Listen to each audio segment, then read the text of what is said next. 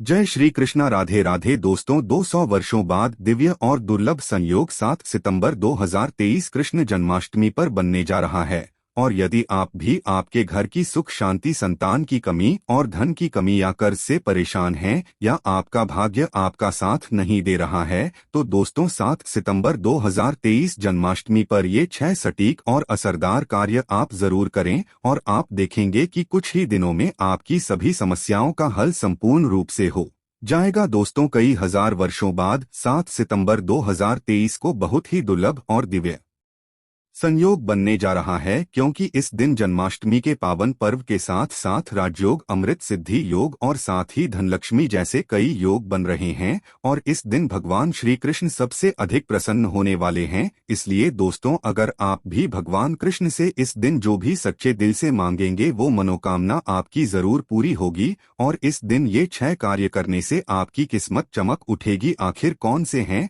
वह कार्य जो आपको सभी कष्टों से मुक्त कर देंगे? आज की इस वीडियो में हम आपको विस्तार से बताएंगे, इसलिए दोस्तों वीडियो को आखिर तक जरूर देखें। और दोस्तों, अगर आप भी अपने जीवन में भगवान श्री कृष्ण की कृपा पाना चाहते हैं तो इस वीडियो को लाइक करें, कमेंट में जय श्री कृष्ण राधे राधे लिखना ना भूलें। दोस्तों, भगवान कृष्ण का जन्म भाद्रपद माह के कृष्ण पक्ष की अष्टमी तिथि को हुआ था। इस शुभ तिथि को भगवान कृष्ण के जन्म उत्सव के रूप में मनाया जाता है और इसे जन्माष्टमी कहा जाता है। जन्माष्टमी भारत के हर कोने में बड़े उत्सव के साथ मनाते हैं। इस पर्व को विदेशों में रहने वाले नागरिक भी बड़ी धूमधाम के साथ मनाते हैं। दोस्तों, मान्यता है कि इस दिन पूरे भाव से पूजा व्रत आदि करने से भगवान सबकी मनोकामनाएं पूरी करते हैं। और वहीं अगर जिन लोगों की कुंडली में चंद्रमा अगर कमजोर होता है तो उनके लिए यह व्रत बहुत ही शुभ और फायदेमंद होता है। संतान प्राप्ति के लिए जन्माष्टमी का व्रत रखना बहुत ही शुभ और मंगलकारी माना जाता है। माना जाता है कि जो भी स्त्री जन्माष्टमी के दिन भगवान गोपाल को झूला झूल आती है तो उसके शीघ्र ही विवाह के योग बन जाते हैं और संतान होने में विलंब नहीं होता। ऐसे में जन्माष्टमी का व्रत अवश्य रखें, शीघ्र ही सारे काम बन जाते हैं। दोस्तों, जन्माष्टमी की पूजा मध्यरात्रि में की जाती है, इसलिए इस साल भगवान श्री कृष्ण का जन्म उत्सव 6 सितंबर 2023 बुधवार को मनाया जाएगा। इस दिन भगवान कृष्ण का 5250वां जन्म उत्सव मनाया जाएगा। दोस्तों, जन्माष्टमी 2023 पूजा का शुभ मुहूर्त 6 सितंबर 2023 दिन बुधवार को रात 11:57 से 12:42 के बीच जन्माष्टमी की पूजा की जाएगी। आपको बता दें, कान्हा का जन्म रोहिणी नक्षत्र में मध्यरात्रि में हुआ था। 6 सितंबर को रोहिणी नक्षत्र की शुरुआत सुबह 9:20 से हो रही है। अगले दिन 7 सितंबर को सुबह 10:25 पर इसका समापन हो जाएगा। वहीं जन्माष्टमी व्रत का पारण 7 सितंबर को सुबह 6:02 या शाम 4:14 के बाद किया जा सकेगा। दोस्तों, वहीं ग्रस्त और वैष्णव संप्रदाय के लिए जन्माष्टमी की तिथि आपको बता दें, ग्रस्त और वैष्णव संप्रदाय के लोग अलग अलग दिन कृष्ण जन्माष्टमी मनाते हैं। ऐसे में 6 सितंबर 2023 को ग्रस्त जीवन वाले लोग और 7 सितंबर 2023 को वैष्णव संप्रदाय के लोग कान्हा का जन्म उत्सव मना सकते हैं। दोस्तों, जन्माष्टमी व्रत से पहले रात को हल्का भोजन करना चाहिए और अगले दिन पूर्ण रूप से ब्रह्मचारी का पालन करना चाहिए। उपवास के दिन ब्रह्मा मुहूर्त में उठकर स्नान आदि से स्वच्छ होकर साफ वस्त्र पहनने चाहिए। उसके पश्चात भगवान कृष्ण का ध्यान करते हुए व्रत का संकल्प लेना चाहिए। इसके पश्चात भगवान कृष्ण को माखन, मिश्री और नारियल से बनी मिठाइयों का भोग लगाएं। दोस्तों, रात 12 बजे भगवान गोपाल का जन्म होगा। इसके बाद उनका पंचामृत से अभिषेक करें, उनको नए वस्त्र पहनाएं और उनका अच्छे से श्रृंगार करें। भगवान का चंदन से तिलक करें और उनके भोग में तुलसी का पत्ता अवश्य मिलाएं। भगवान कृष्ण की पूजा में जब तक तुलसी का पत्ता शामिल ना हो तब तक व्रत हमेशा अधूरा ही रहता है। इसके बगैर आप भगवान कृष्ण को प्रसन्न नहीं कर सकते। तुलसी के बगैर जन्माष्टमी का पर्व भी हमेशा अधूरा ही रहता है। दोस्तों, नंद के आनंद भयो जय कन्हैयालाल की कहकर भगवान गोपाल को झूला झूले। इसके पश्चात भगवान श्री कृष्ण की शुद्ध देसी घी के दीपक और धूप बत्ती से आरती करें। दोस्तों, जन्म अष्टमी की पूजा में भगवान का श्रृंगार भी बहुत तो हम माना जाता है। आज हम आपको 8 ऐसी वस्तुओं के बारे में बताने जा रहे हैं जो भगवान गोपाल को अति प्रिय है। अगर आप भी भगवान कृष्ण की असीम कृपा प्राप्त करना चाहते हैं तथा मां लक्ष्मी की कृपा प्राप्त करना चाहते हैं, अपनी मनोकामना को पूर्ण करना चाहते हैं, तो जन्माष्टमी आने से पहले ही इन वस्तुओं को अपने घर पर अवश्य लेकर आएं। अगर आप इन सभी वस्तुओं को घर में नहीं ला सकते हैं तो कम से कम आप इनमें से कोई भी एक वस्तु घर में अवश्य लेकर आएं और भगवान श्री कृष्ण को यह वस्तु अवश्य अर्पित करें। दोस्तों, नंबर 1 भगवान गोपाल की अति प्रिय वस्तु है मोरपंख। कहा जाता है कि राधा रानी के महल में बहुत मोर हुआ करते थे। जब वो भगवान श्री कृष्ण जी की बांसुरी की धुन पर नृत्य करते थे तो उनके साथ में मोर भी नाच करते थे। एक दिन किसी मोर का पंख जमीन पर गिर गया, जिसे तुरंत उठाकर भगवान श्री कृष्ण ने अपने मस्तक पर सजा लिया। भगवान कृष्ण के मस्तक पर सजा मोर पंख राधा रानी के प्रेम की निशानी मानी जाती है। इसीलिए भगवान गोपाल के जन्म उत्सव की पूजा में मोर पंखों से उनकी हवा किए जाने का चलन है।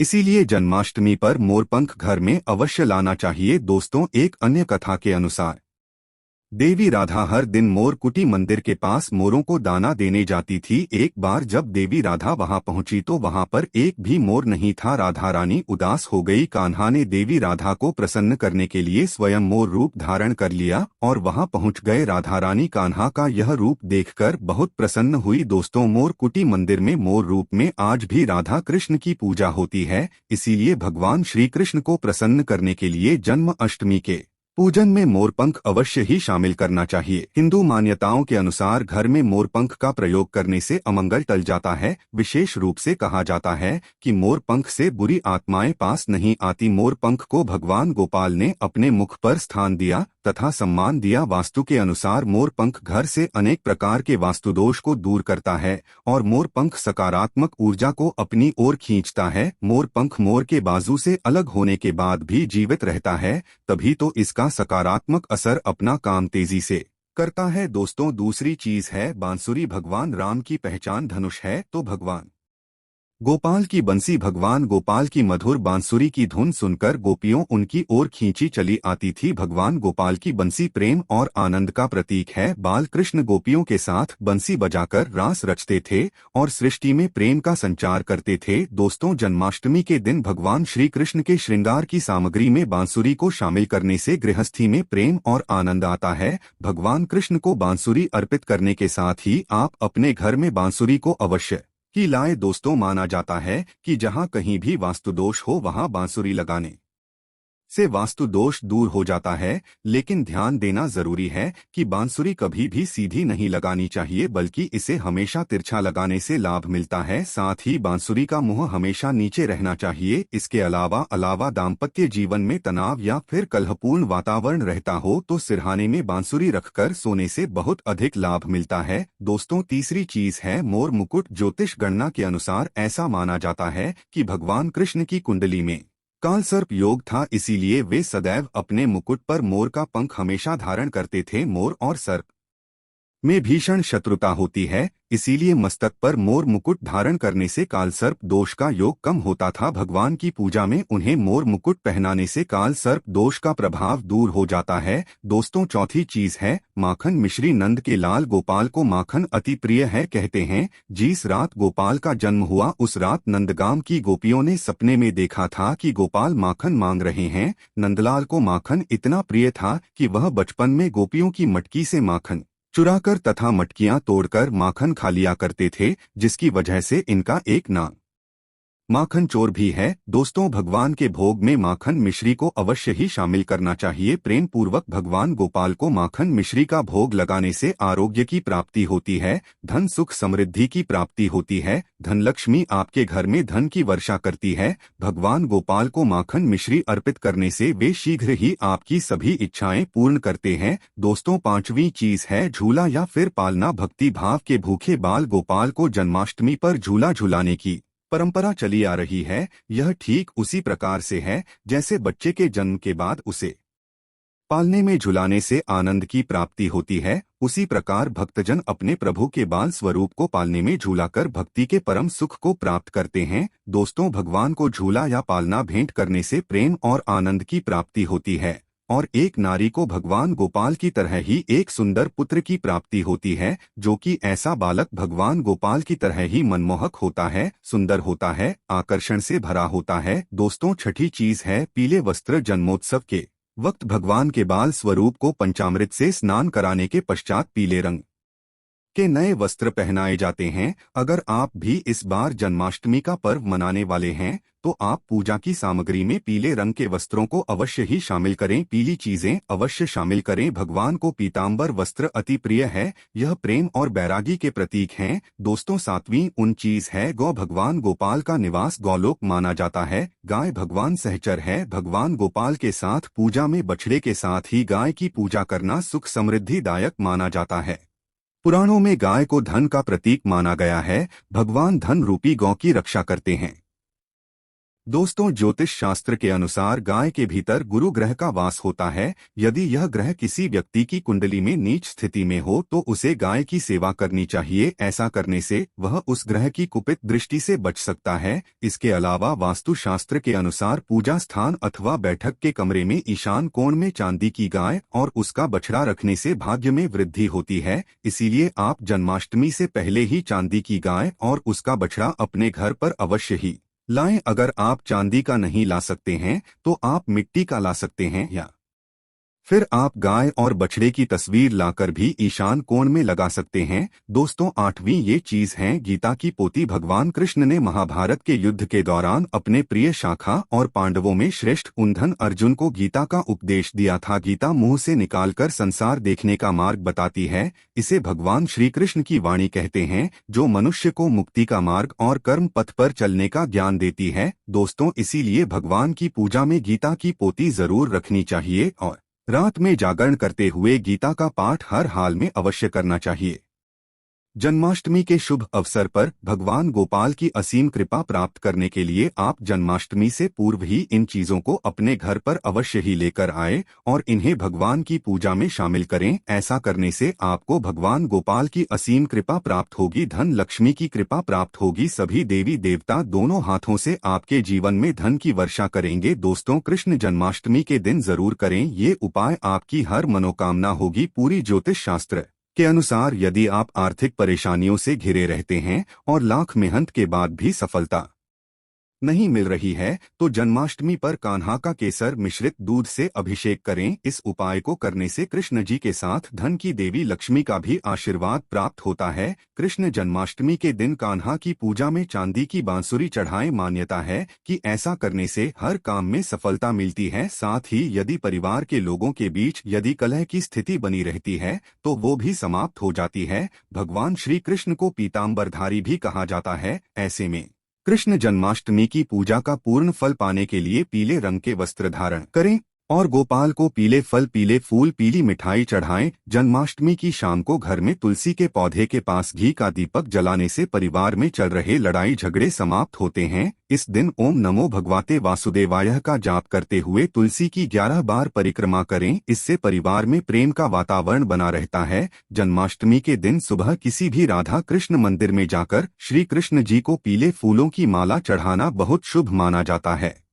मान्यताओं के अनुसार इससे धन लाभ के प्रबल योग बनते हैं और आर्थिक समस्या दूर होने लगती है। इस दिन भगवान को पीले रंग के कपड़े, पीले फल, पीला अनाज और पीली मिठाई दान करने से जीवन में धन और यश बढ़ता है। जन्माष्टमी के दिन बाल गोपाल को पूजा करते समय एक पान का पत्ता भी अर्पित करें। पत्ते पर सिंदूर से श्री लिखें और फिर उसको पूजा करने के बाद जहां पैसा रखते हो वहां रख दें। ऐसा करने से घर में चल रही आर्थिक तंगी दूर होती है। कृष्ण जन्माष्टमी के दिन सुबह स्नान व ध्यान के बाद बाल गोपाल को नई पोशाक पहनाइए, भोग लगाएं और गोपी चंदन से श्रृंगार करें। उसके बाद पास के राधा कृष्ण मंदिर में जाकर वैजयंती फूलों की माला अर्पित करें। इस उपाय को करने से भगवान कृष्ण का आशीर्वाद मिलता है और सारे रुके हुए कार्य पूरे होते हैं। जन्माष्टमी के दिन गाय और उसके बछड़े की सेवा करनी चाहिए। इस दिन गाय और उसके बछड़े की मूर्ति लाएं और बाल गोपाल की मूर्ति के पास रखकर उसकी भी पूजा करें। ऐसा करने से भगवान कृष्ण की कृपा से संतान संबंधी शुभ समाचार सुनने को मिलता है। कृष्ण जन्माष्टमी तिथि पर दान करने का भी विधान है। अगर आप भी बाके बिहारी लाल का आशीर्वाद पाना चाहते हैं तो कृष्ण जन्माष्टमी पर राशि अनुसार इन चीजों का दान करें। आइए जानते हैं। मेष राशि के जातक बाल गोपाल के जन्मदिवस पर गेहूं और गुड़ का दान करें। इस उपाय को करने से जीवन में व्याप्त सभी दुख और संकट दूर हो जाते हैं। वृषभ राशि के जातक श्री कृष्ण जन्माष्टमी पर माखन मिश्री और चीनी का दान करें। इस उपाय को करने से वैवाहिक जीवन खुशहाल रहता है। मिथुन राशि के जातक भगवान कृष्ण की कृपा पाने के लिए जन्माष्टमी पर अन्न का दान करें। कर्क राशि के जातक भगवान मधुसूदन के अवतरण दिवस पर दूध दही चावल और मिठाई का दान करें। ऐसा करने से घर में सुख और समृद्धि बनी रहती है। सिंह राशि के जातक मुरली मनोहर का आशीर्वाद पाने के लिए जन्माष्टमी पर गुड़ शहद और मसूर दाल का दान करें। कन्या राशि के जातक गोपाल के जन्मदिन पर गौमाता की सेवा करें। साथ ही गौशाला में चारा हेतु धन का दान करें। तुला राशि के जातक भगवान कृष्ण जी को प्रसन्न करने के लिए श्वेत और नीले रंग के वस्त्र का दान करें। इससे कारोबार में मन मुताबिक सफलता मिलती है। वृश्चिक राशि के जातक कृष्ण कन्हैया के जन्मदिन पर गेहूं गुड़ और शहद का दान करें। इस उपाय को करने से आर्थिक स्थिति मजबूत होती है। धनु राशि के जातक अपने आराध्य भगवान श्री कृष्ण के जन्मदिन पर अपनी आर्थिक स्थिति के अनुसार गीता का दान करें। मकर राशि के जातक गरीबों के मध्य नीले रंग का वस्त्र दान करें। इस उपाय को करने से सभी बिगड़े काम बनने लगते हैं। कुंभ राशि के जातक श्री कृष्ण जन्माष्टमी पर धन का दान करें। इस उपाय को करने से सुख समृद्धि बनी रहती है। मीन राशि के जातक अपने आराध्य भगवान विष्णु के अवतरण दिवस पर केले बेसन के मिश्री माखन आदि चीजों का दान करें। ऐसा करने से साधक को मनोवांछित फल की प्राप्ति होती है। दोस्तों, ज्योतिष शास्त्र में 4 राशियां ऐसी हैं जिन पर भगवान श्री कृष्ण की विशेष कृपा बनी रहती है। ऐसे में आइए जानते हैं भगवान श्री कृष्ण की प्रिय राशियां। वृषभ राशि कृष्ण की प्रिय राशियों में वृषभ राशि की गणना की जाती है। श्री कृष्ण की कृपा से जातकों को विभिन्न कार्यों में सफलता मिलती है और जीवन में आ रही कई प्रकार की समस्याओं से सामना करने का बल प्राप्त होता है। इस राशि के जातकों को जन्माष्टमी के दिन श्री कृष्ण की विशेष उपासना जरूर करनी चाहिए। कर्क राशि ज्योतिष शास्त्र के अनुसार कर्क राशि के जातकों पर भगवान कृष्ण की कृपा सदैव बनी रहती है। मान्यता है कि जो जातक नियमित रूप से भगवान श्री कृष्ण की उपासना करते हैं उन्हें सभी कार्यों में सफलता प्राप्त होती है। साथ ही जीवन में आ रही सभी समस्याएं दूर हो जाती है। सिंह राशि श्री कृष्ण की प्रिय राशियों में सिंह राशि का भी नाम लिया जाता है। इस राशि के जातक नाम के अनुरूप मेहनती और निर्भीक होते हैं। जो जातक नित्य दिन भगवान श्री कृष्ण की उपासना करता है उन पर भगवान की विशेष कृपा बनी रहती है। साथ ही बल और बुद्धि का आशीर्वाद प्राप्त होता है। सिंह राशि के जातकों को जन्माष्टमी पर श्री कृष्ण और राधा रानी का ध्यान जरूर करना चाहिए। तुला राशि के जातकों को भगवान श्री कृष्ण की विशेष कृपा प्राप्त होती है। ऐसा इसलिए क्योंकि इस राशि को भगवान श्री कृष्ण के प्रिय राशियों में गिना जाता है। इस राशि को पूजा पाठ का विशेष फल प्राप्त होता है और मान सम्मान में वृद्धि का भी आशीर्वाद मिलता है। जो जातक श्री कृष्ण जन्माष्टमी पर भगवान श्री कृष्ण की विशेष उपासना करते हैं उन्हें जीवन पर्यंत लाभ प्राप्त होता है। दोस्तों, हिंदू धर्म में कृष्ण जन्माष्टमी का त्योहार बड़े ही धूमधाम के साथ मनाया जाता है। इस वर्ष कृष्ण जन्माष्टमी के त्योहार पर ध्रुव और वृद्धि योग बन रहे हैं। ऐसा माना जाता है कि इन योगों में जन्माष्टमी का व्रत रखने और विधि विधान से भगवान कृष्ण की पूजा करने से कष्टों से मुक्ति मिलती है और मनचाहा वरदान प्राप्त होता है। लोग जन्माष्टमी पर भगवान श्री कृष्ण की पालकी सजाते हैं और अनेकों प्रकार से भगवान कृष्ण का श्रृंगार करते हैं। इस राशि के जातक को कैसे श्रृंगार करना है आइए आपको बताते हैं। मेष राशि में जन्म लेने वाले लोगों को कृष्ण जन्माष्टमी पर भगवान कृष्ण का श्रृंगार लाल रंग के वस्त्रों से करना चाहिए। ऐसा माना जाता है कि कृष्ण का श्रृंगार लाल वस्त्रों से करने से व्यक्ति के दाम्पत्य जीवन में खुशी आती है और मानसिक तनाव से मुक्ति मिलती है। वृषभ राशि वाले लोगों को भगवान कृष्ण के बाल गोपाल रूप का श्रृंगार चांदी की वस्तुओं से करना चाहिए। ऐसा करने से वृषभ राशि वालों को भगवान श्री कृष्ण की कृपा प्राप्त होती है। मिथुन राशि वाले लोगों को भगवान कृष्ण का श्रृंगार लहरिया प्रिंट वाले वस्त्रों से करना शुभ माना गया है। ऐसा करने से मिथुन राशि वाले लोगों को साहस और पराक्रम प्राप्त होता है। कर्क राशि के लोगों को भगवान कृष्ण का श्रृंगार सफेद रंग के वस्त्रों से करना शुभ माना गया है। ऐसा माना जाता है कि ऐसा करने से भगवान कृष्ण की कृपा प्राप्त होती है और व्यक्ति को हर कार्य में सफलता मिलती है। सिंह राशि में जन्मे लोगों को भगवान कृष्ण का श्रृंगार गुलाबी रंग के वस्त्रों से करना शुभ होता है। इसके अलावा सिंह राशि वाले भगवान कृष्ण को अष्टगंध का तिलक भी लगा सकते। ऐसा माना जाता है कि ऐसा करने से व्यक्ति के मान सम्मान में वृद्धि होती है। कन्या राशि वाले लोगों को भगवान श्री कृष्ण का श्रृंगार हरे रंग के वस्त्रों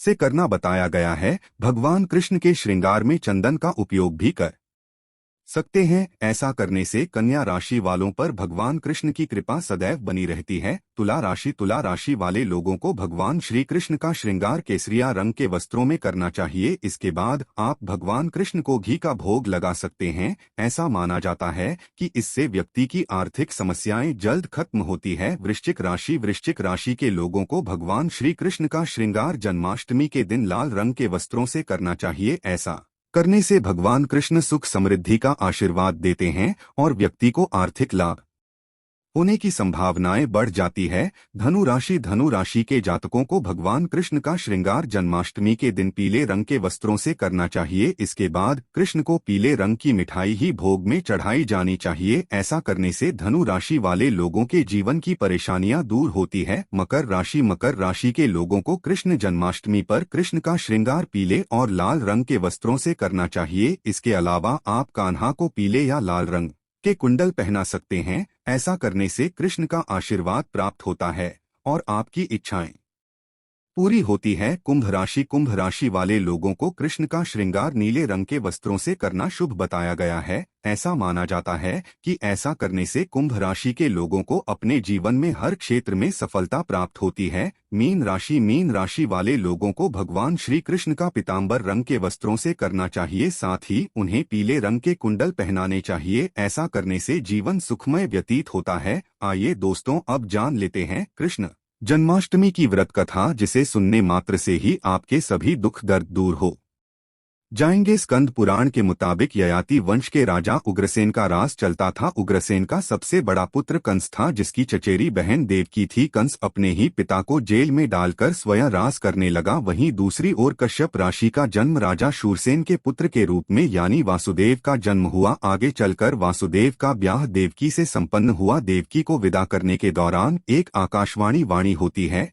एक हंस तू आज इस बहन को इतने प्यार से विदा कर रहा है, कल उसी का 8वां पुत्र तुम्हारे मौत का कारण बनेगा। ऐसा सुनते ही कंस देवकी को मारने के लिए हावी हो गया, पर सैनिकों और वासुदेव के वचन ने ऐसा होने से बचा लिया। वासुदेव सत्यवादी थे। इन्होंने कंस को वचन दिया कि वो अपना 8वां पुत्र सौंप देंगे। वासुदेव जी की बात मानते हुए कंस ने उन दोनों को बंदी बनाने का निर्णय लिया और उनके पास पहरेदार लगा दिए। इसके बाद कंस ने देवकी के सारे संतानों को मारने का प्रण कर लिया। निश्चय अनुसार देवकी के 7 संतान कंस द्वारा मारे गए। इसके बाद देवकी के 8वें पुत्र का जन्म हुआ। भाद्रपद माह के कृष्ण पक्ष की अष्टमी तिथि को रोहिणी नक्षत्र के दौरान मध्यरात्रि में भगवान श्री कृष्ण का जन्म हुआ था। बालक के जन्म लेते ही जेल की कोठरी प्रकाशमय हो गई। साथ ही एक आकाशवाणी सुनाई दी कि तुम बालक को गोकुल में रह रहे नंद बाबा के यहाँ छोड़ आओ, वहाँ एक कन्या का जन्म हुआ है, उसे तुम यहाँ ले आओ। ऐसा सुनते ही वासुदेव की हथकड़ियाँ खुल गई। वे तुरंत एक टोकरी में श्री कृष्ण को रखकर इसे माथे पर लादे गोकुल की ओर निकल पड़े। रास्ते में यमुना नदी बालकृष्ण के चरणों को स्पर्श करने के लिए उफान पर आ गई। फिर चरण स्पर्श करते ही वो पुनः शांत पड़ गई। इस प्रकार वासुदेव ने अपने पुत्र को यशोदा मैया के बगल में सुलाकर वहां से कन्या लेकर वापस कारागार लौट आए। जेल के दरवाजे अपने आप बंद हो गई। उनके हाथों में फिर से हथकड़ी लग गई। सारे पहरेदार भी उठ गए और कन्या के रोने की आवाजें आने लगी। सूचना मिलते ही कंस ने कारागार से कन्या को लाया और उसे मारने की कोशिश की, लेकिन वह आकाश में उड़ गई और बोली, अरे मूर्ख, मुझे मारने से क्या होगा, तुझे मारने वाला पैदा हो चुका है। इसके बाद कंस ने कृष्ण का पता लगाकर उसे मारने का खूब प्रयास किया। कई दैत्य राक्षस भेजे, लेकिन कृष्ण को कोई मार न सका। अंततः श्री कृष्ण ने कंस का वध किया और प्रसेन को पुनः राजा बना दिया। इस प्रकार कृष्ण जन्माष्टमी की व्रत कथा पूरी हुई। ऐसी मान्यता है कि जन्माष्टमी के दिन कहानी को पढ़ने या सुनने से वृत्ति के सारे पाप धुल जाते हैं, जीवन के हर समस्याओं का समाधान मिलता है, साथ ही भगवान का आशीर्वाद सदैव बना रहता है। दोस्तों, अगर आप वाकई में भगवान कृष्ण को प्यार करते हैं तो सच्चे दिल से कमेंट बॉक्स में लिखें जय श्री कृष्ण, राधे राधे।